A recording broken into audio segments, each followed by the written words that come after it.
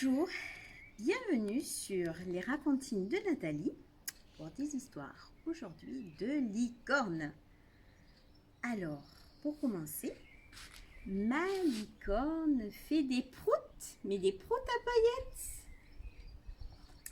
de Suzanne Barton.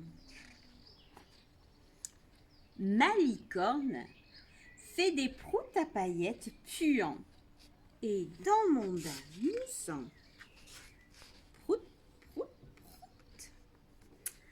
Ma licorne pique le rouge à lèvres à maman et me fait des bisous baveux dégueux. Quand elle aspire les spaghettis, je retrouve du fromage collant jusque dans mes cheveux. Mais quand je suis malade et que je renifle au fond de mon lit, ma licorne me peint des arcs-en-ciel. Ma licorne campe dans ma cabane et invite tous mes nounours à prendre le thé. Ma licorne démolit la porte en tombant sur son popotin de licorne. Ma licorne me réveille la nuit avec ses ronflements d'avion à réaction. Mais quand bébé commence à pleurer, ma licorne souffle des bulles sur ses boucles.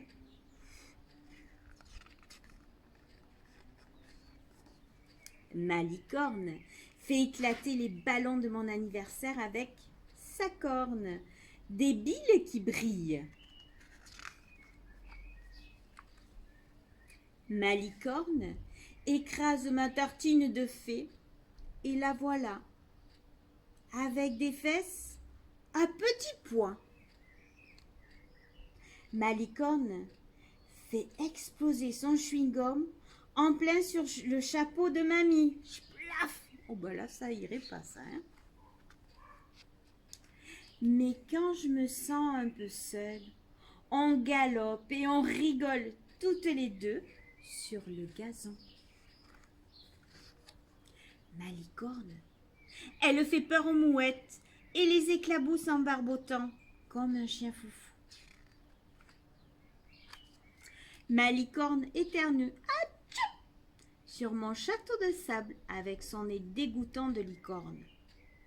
Et puis elle glisse et écrabouille notre pique-nique avec ses palmes.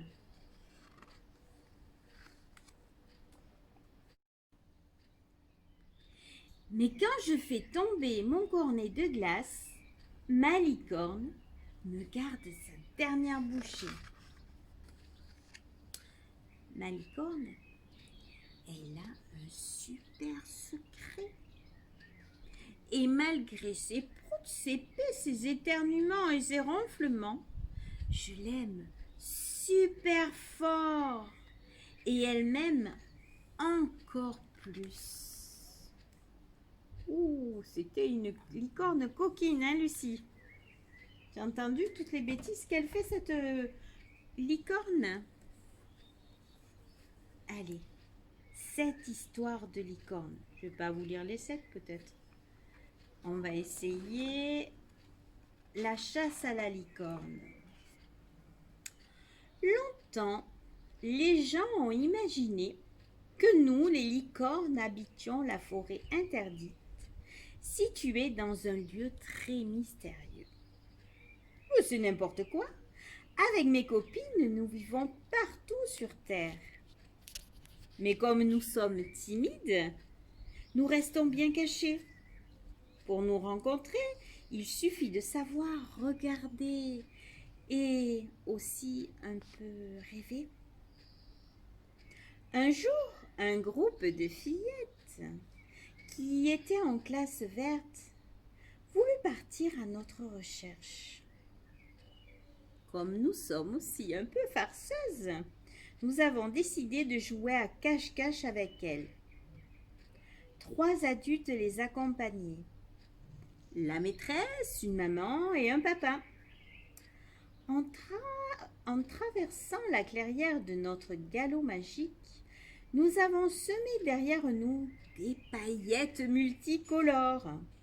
Puis nous nous sommes cachés à la lisière des bois. Quand les fillettes entrèrent dans la prairie, elles virent tout de suite les paillettes voltiger dans les airs. Les licornes sont passées par là. Le papa s'approcha pour y regarder de plus près. Mais non, les filles, ce sont que des grains de pollen et des papillons. Et en nous enfonçant dans la forêt, nous avons martelé le sol de nos sabots magiques pour y graver nos empreintes en forme d'étoiles, de cœurs ou de flocons. Puis d'un bond, nous avons sauté en haut d'une colline. Lorsque les fillettes entrèrent dans la forêt, elles remarquèrent aussitôt les traces de nos pas. Des empreintes de licorne. Nous sommes sur la bonne piste. La maman se pencha pour y voir de plus près. Mais non, mes puces, ce sont que des fleurs du sous-bois.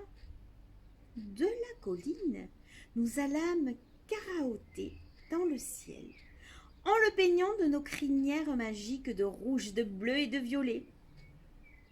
Puis nous allâmes nous réfugier derrière une cascade. Après avoir gravi la pente, les fillettes levèrent la tête et s'émerveillèrent. Les licornes sont douées en peinture. Elles sont parties par là. La maîtresse se tordit le cou pour y arriver et pour vérifier. Pas du tout, mesdemoiselles. C'est un arc-en-ciel. La maîtresse allait expliquer comment se forment les arcs-en-ciel, mais les 3 chippies étaient déjà partis. Elles cavalcadèrent jusqu'à la cascade et passèrent la tête à travers l'eau cristalline en criant à l'unisson « Trouvé !» Je l'avoue, elles avaient gagné. Alors pour les récompenser, nous les avons séchées instantanément et leur avons offert à chacune une couronne de fleurs des prés. Quand les adultes nous rejoignirent, ils furent bien étonnés. Les couronnes étaient tellement bien tressées. Ce sont les licornes qui nous les ont données. Le papa, la maman et la maîtresse passèrent la tête sous la cascade. Mais bien sûr, ils ne virent rien du tout. Nous avions disparu depuis longtemps. Et ils revinrent donc au camp, les cheveux dégoulinants, en se disant que ces histoires de licornes étaient vraiment n'importe quoi. Qui veut aider les licornes? Il était une fois une petite licorne des bois. Comme toutes les licornes, sa mission était de protéger la nature. Au début de sa vie, la licorne des bois n'eut pas grand-chose à faire. Elle purifiait l'eau des rivières en y plongeant sa corne magique. Quand une méchante sorcière y avait jeté sa potion, elle faisait reverdir les arbres brûlés par les dragons maladroits. C'était le bon temps. Mais les siècles passèrent et la petite licorne eut de plus en plus de travail. Partout dans les forêts, les promeneurs laissaient traîner de drôles de détritus, des canettes en métal, aïe aïe aïe, des bouteilles en plastique, oh là là là là là là, des papiers gras. La petite licorne piquait toutes ces saletés en brochettes sur sa corne et les faisait disparaître. Elle nettoyait aussi les cours d'eau pollués pour y faire revenir les libellules et les rainettes. Mais la petite licorne ne pouvait être partout à la fois. Elle avait beau se lever de bonne heure et se coucher de plus en plus tard, chaque jour, de nouveaux déchets, plus nombreux, apparaissaient dans les chemins, sur les routes et dans les forêts. Vous savez ce que c'était? Les masques. Vous savez les masques qu'on voit en ce moment de partout. Ouh là là là là, ça c'était pas bien. Alors fatiguée, la licorne des bois finit par tomber malade. Ce jour-là, une petite fille qui venait de laisser tomber l'emballage de son goûter sur le sentier de la forêt entendit derrière elle « Atchou, atchou !» Elle se retourna et vit une adorable licorne au nez rougi qui grelottait au milieu des fougères.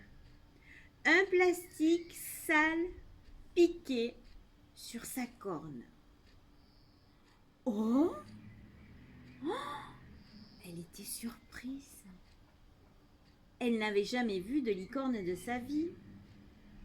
Puis elle reconnut le plastique accroché sur la corne et devint toute rouge, car elle n'avait pas fait attention. La licorne aussi devint toute rouge, pas seulement son nez, car elle était très timide. « Je choue à ramasser mes déchets, » répondit la licorne enrhumée. « Je peux jouer avec toi ?»« Oh oui, j'en m'aiderai. » La petite fille passa le reste de sa journée à jouer avec la licorne, les jours suivants aussi après l'école. Elle en parla à ses amis qui vinrent les aider. Et bientôt la forêt fut toute propre et la petite licorne des bois alla beaucoup mieux. « Et maintenant, demanda la petite fille, je peux continuer à jouer ? » On pourrait aller sur la plage, répondit la licorne. J'ai une copine là-bas, la licorne des mers, qui a besoin d'un coup de main pour ramasser tous ces déchets. Alors, les enfants, ça serait bien que vous preniez l'habitude de ramasser et mettre à la poubelle vos déchets. Ça serait bien. Je sais que beaucoup d'entre vous le font actuellement, mais il faudrait le faire tout le temps. Quand on a un papier, un emballage de goûter, eh bien on va le mettre de suite à la poubelle.